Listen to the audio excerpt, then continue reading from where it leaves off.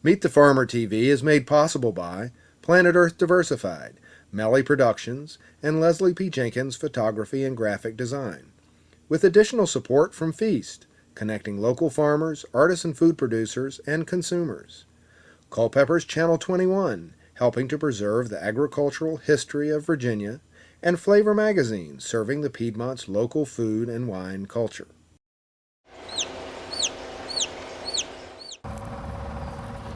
Hello, I'm Michael Clark for Meet the Farmer TV. Today we're going to have a tour from the Staunton-Grocery. The entire staff is going to come out to the farm, see the things that we grow, especially for them, like these pea shoots, for a special dish they have on the menu this month. We'll also look at all of the field crops and tour the greenhouses. Maybe we'll come up with some new food items. Maybe we'll both learn from each other some new things that we can do together.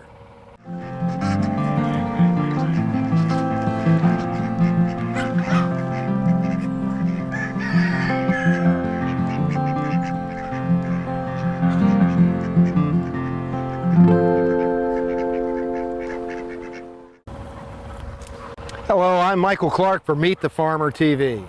Today we're going to have the whole staff from Staunton-Grocery come out, and we're going to take a look at everything we've got growing in the field, and especially these peas. A couple of months ago we had Steve Russell from Edible Blue Ridge, and we saw these peas just beginning to sprout coming from under the weed fabric. We'll do some companion planting, and you can see in here where we've got onions and spinach and the mustard mixed with the peas. This is the pea bed that was in the Edible Blue Ridge. Okay, cool. We cut a little slit in the fabric so you could see the sprouted peas. Right, yeah. And this is, you get some of the baby mustard, and this is that red mustard when it grows outside. Okay. Now it's going to be a little hotter than when you get it as a baby. And he's good to me. So, you know, we've got, I mean, it's really beautiful looking spinach. And these are the raspberries. You had some of the raspberry syrups. Yeah. These are arugula flowers. One of the edible flowers we bring to you. We love those. Yeah, they're really you know, nice. I never used edible flowers until you, really. Yeah. Jared used to tease me all the time because I would never buy them. And he's like, you brought these to us first. And I was like, okay, flowers, great. Yeah. And then I bit into it, I was like, I get it now, it makes sense. How much of the plants that are around do you think are volunteers from your operation? Because I'm seeing a lot of edible stuff. Yeah, there is a lot. We also, like the milk and thistle here, we planted that. We'll make a milk thistle pesto out of that. These are squash and cucumber plants that are going to be going outside.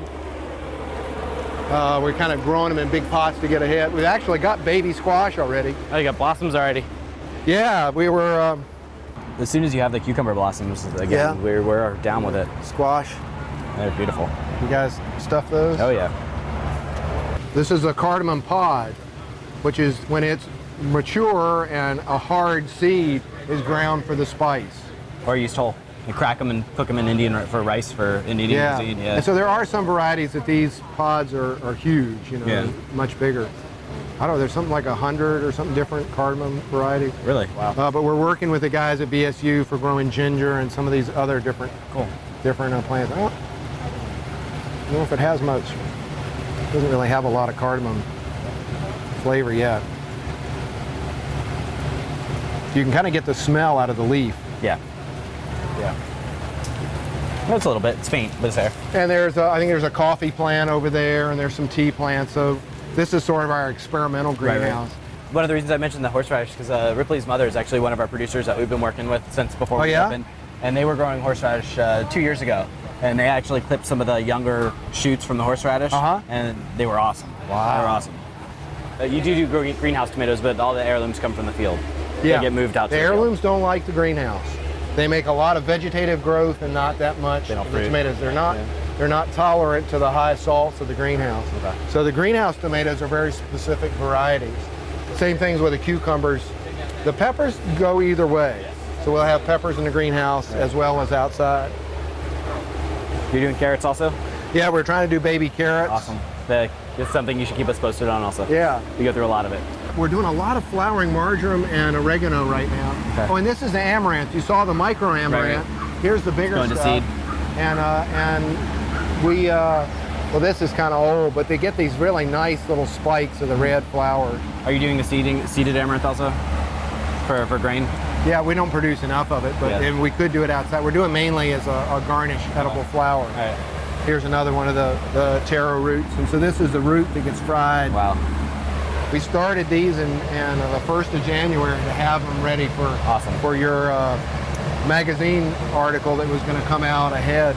And some, you know, this is one of the interesting things that people really don't always get, is you're planning so far ahead for stuff. And that's actually one of the things that's really interesting for us, is that dealing with farmers that are new to supplying to restaurants, they're starting to realize, after 3 years dealing with us now, they're starting to realize how far in advance they actually do need to plan. It's really next year that we're talking about now. Exactly. Well, now they're actually going through the process of drawing diagrams of their farms and what's going to get planted where and how they're going to rotate it so they can sustain us for more than 3 weeks with the same product. So we can, plotting it all out. So it's really kind of neat. Yeah, it's neat to grow with them in that aspect. There is honeysuckle through here, and we pick that. Awesome. The dewberries or the wild raspberries. That's sort of what's growing along here. Right on. So we'll be picking those. They come a little bit later, and they're real short crop. So are you selling the suckle as well, or you use it? I think you had a product that you were using it in that you guys made. Yeah, and we also sell them. They're big. They're big at the markets. Okay. They're tiny. That's something we'd be interested in also, honestly. Now, we're doing some stuff with garlic mustard now, this stuff. Okay. It's a nasty invasive plant, and it's an interesting plant in that it has a root that you can use, like a horseradish, but the root produces an antifungal. Okay. And that antifungal interferes with the normal mycorrhiza in the forest floor. Okay. And suppresses all the growth in the forest.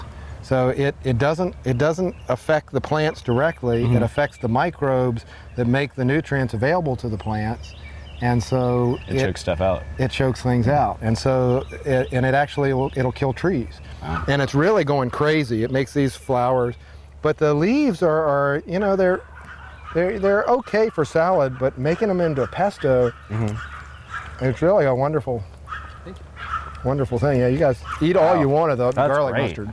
But the root is really... Can we taste the root? Yeah. Well, we can take it up and clean it.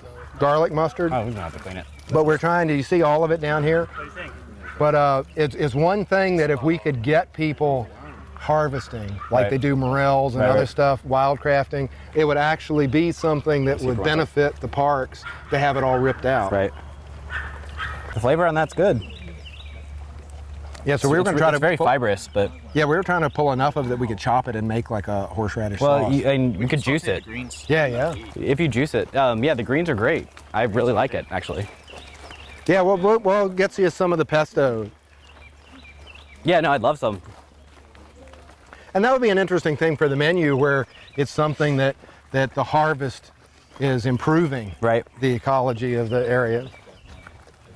So this was, when we first got here, there wasn't this road. We couldn't even get down here. We built this and started farming this bottomland. Now this is burdock, or gobo. Pretty intense digging those roots. You guys do sell the roots though, yeah? Yeah.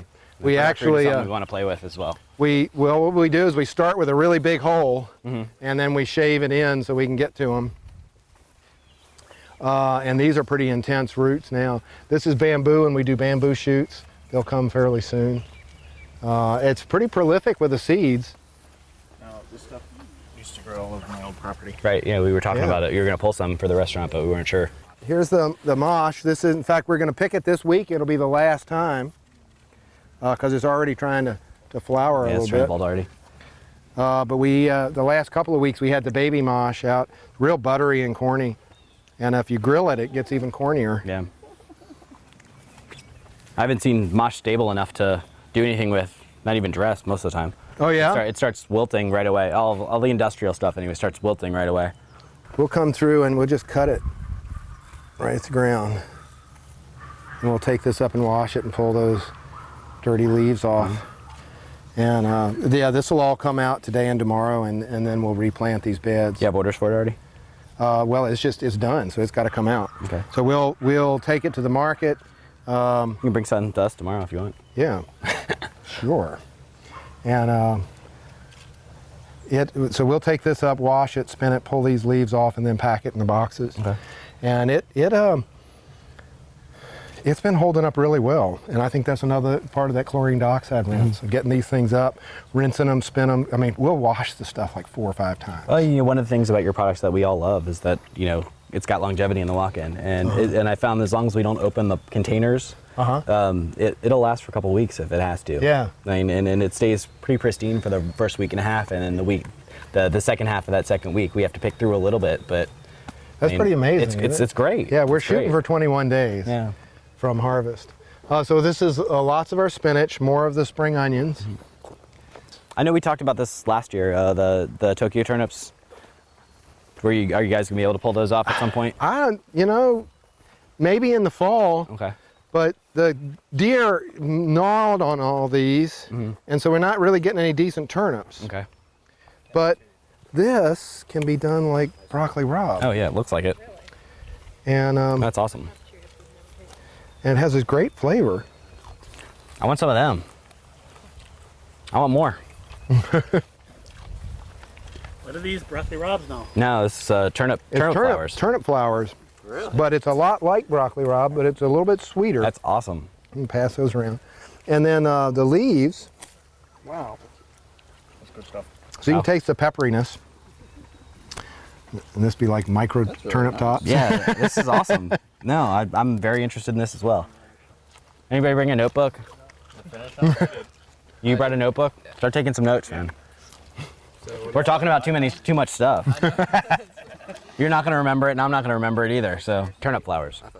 Turnip flowers, yep. Turnip tops. What else did we talk about? Mosh. Mosh. What were the leaves again? And garlic mustard. Garlic mustard, and then those big leaves that were in the propagating greenhouse. The elephant ears. Elephant ear. Taro root. How would you use those? The elephant ears, like Mike was talking about, is great for a steaming vessel, but it's also great for a platter vessel. Using it, if we're doing an event for a small amount of people, we could use it as a plate, which is cool. Less waste. It falls into the ecological theme. That's totally recyclable. Exactly. When you're finished, you can eat your plate. Well, also, I mean, all of our compostable stuff basically goes to one of our farmers to feed their pigs. So instead of throwing it in the trash in the landfill, we're rolling it up, throwing it in a bucket that a farmer comes and picks up once a week to go feed their pigs. So, and of course, Mike recycles all of our vegetable oil. So right, we turn it into heat. So our waste at the restaurant is getting more and more minimal. Even we do a lunch service, and even for the takeout stuff, we're using recycled materials. I can't guarantee that our guests are recycling them again, but we're doing our part. So we try to use biodegradable stuff as well. Looking for bamboo shoots. I think it's still too cold, so.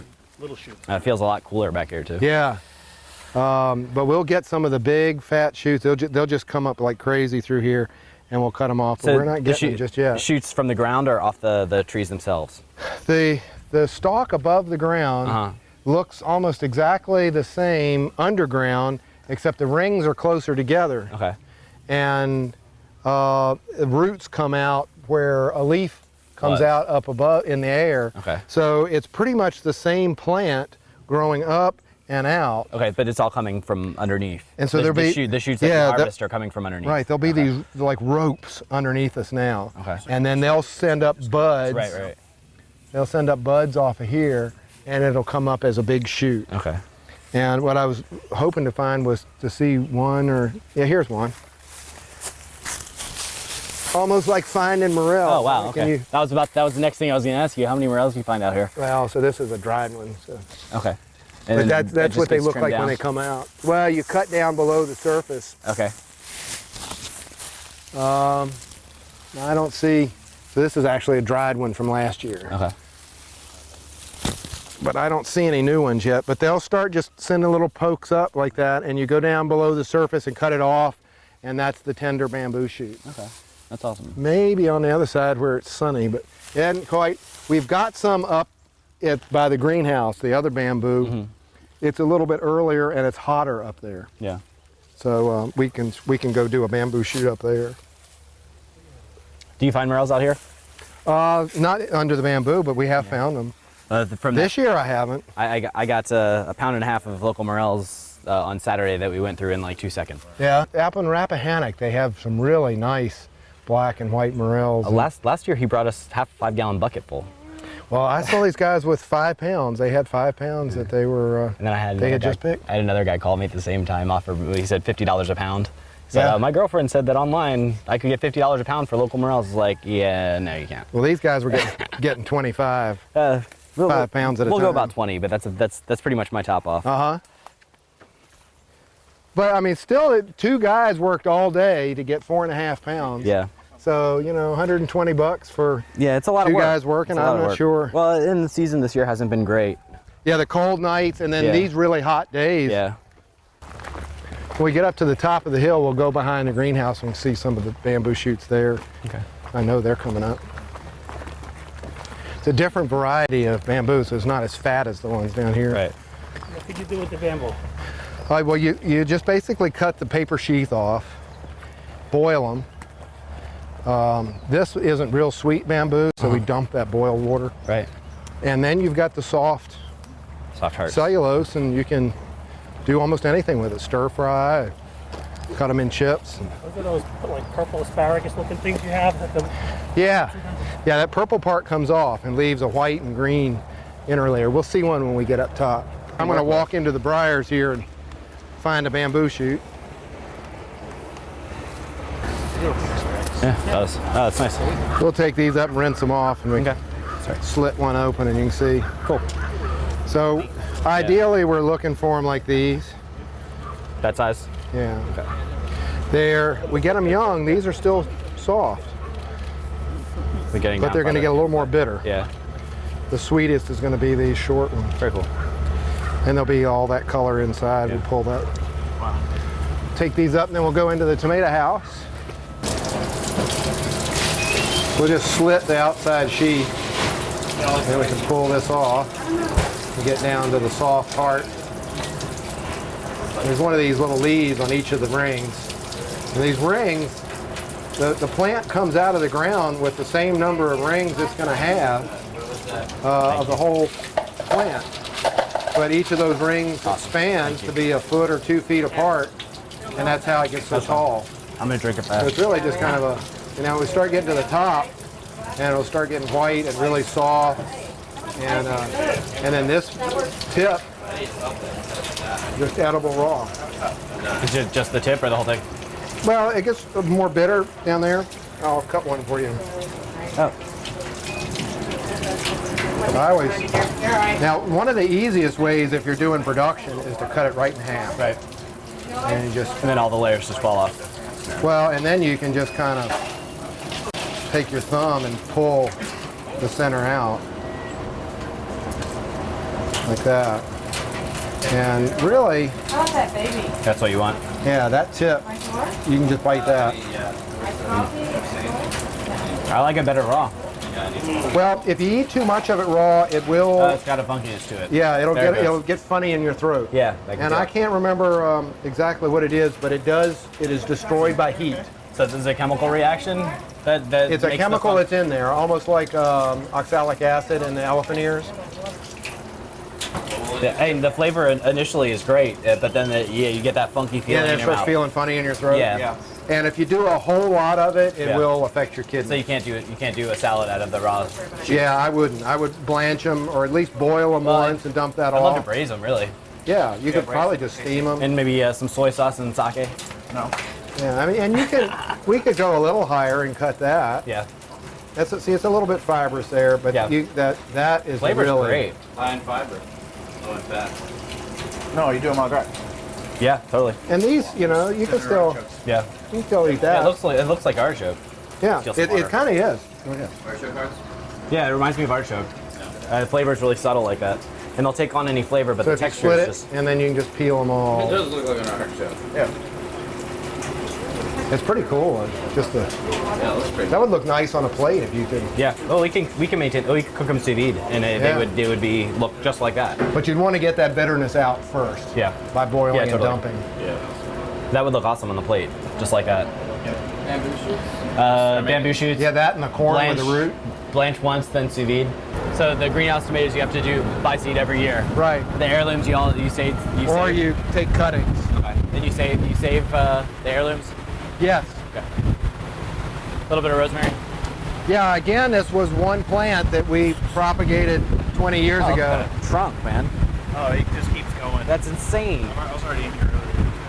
I've never seen a rosemary tree like that. Yeah, That's it's like bonsai.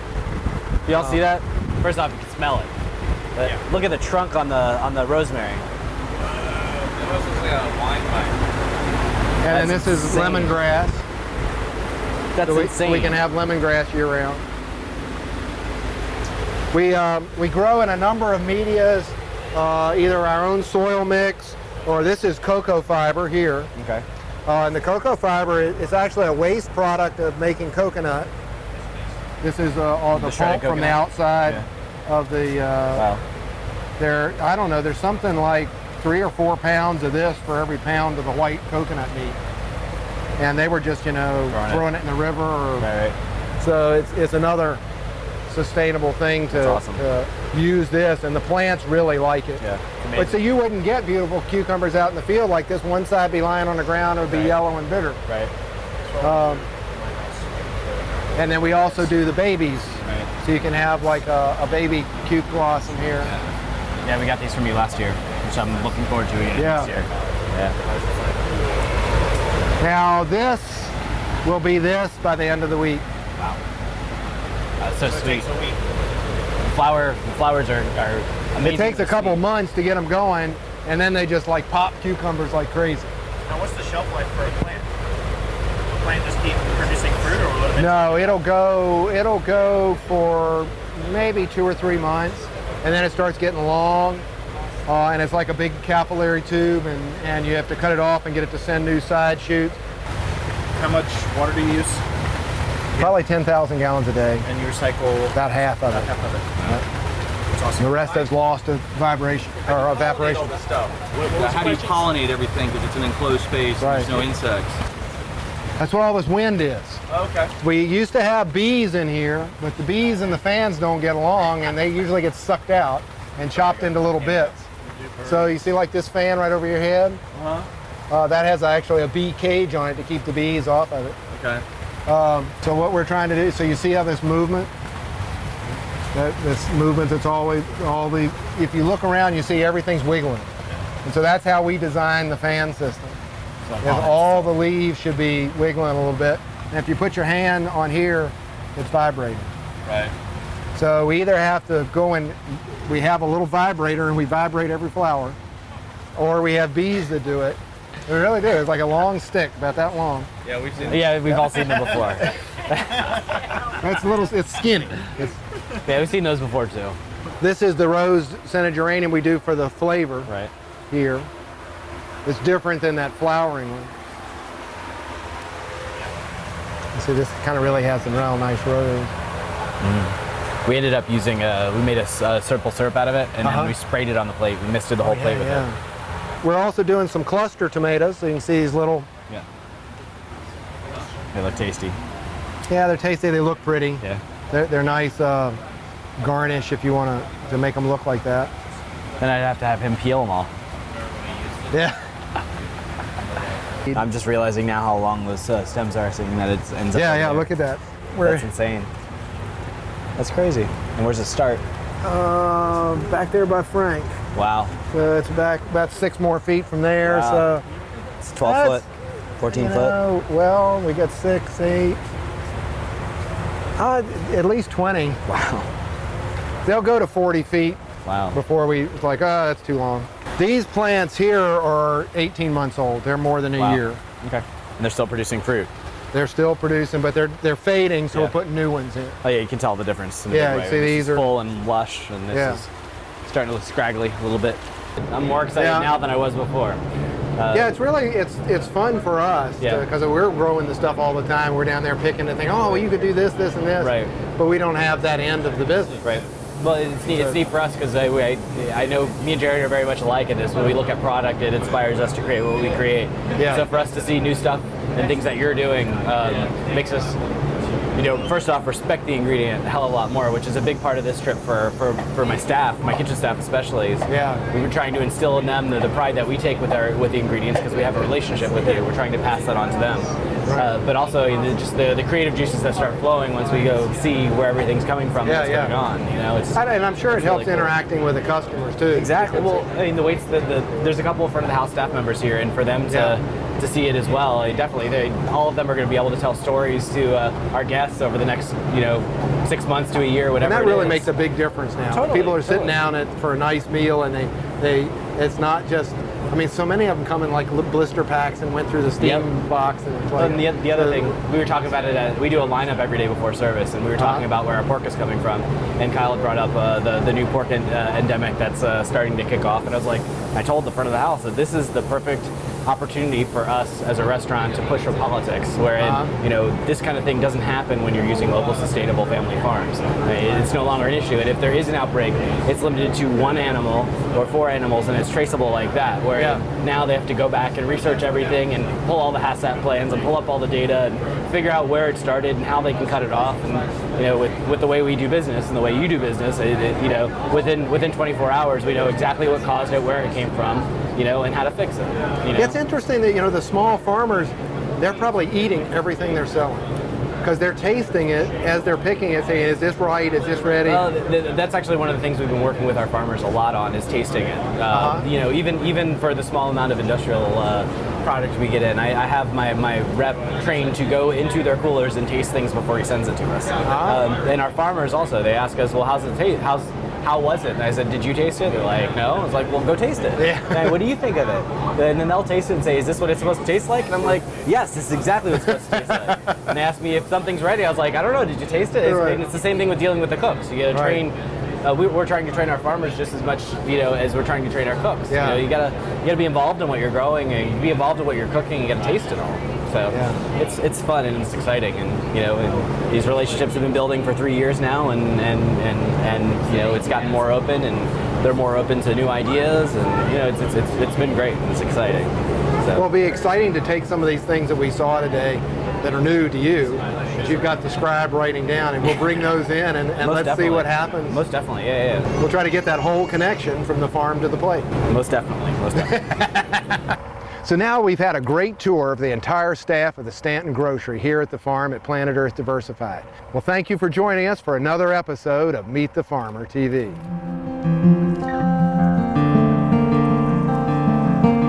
For additional information and extended versions of this program, visit our website, www.meetthefarmer.com.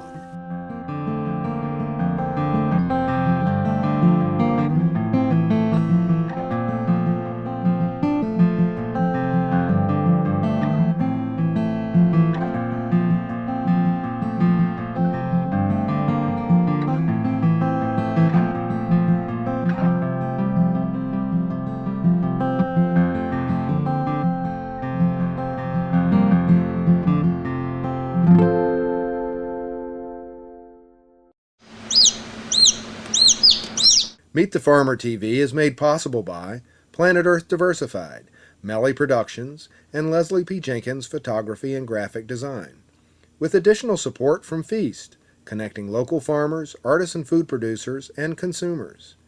Culpeper's Channel 21, helping to preserve the agricultural history of Virginia, and Flavor Magazine, serving the Piedmont's local food and wine culture.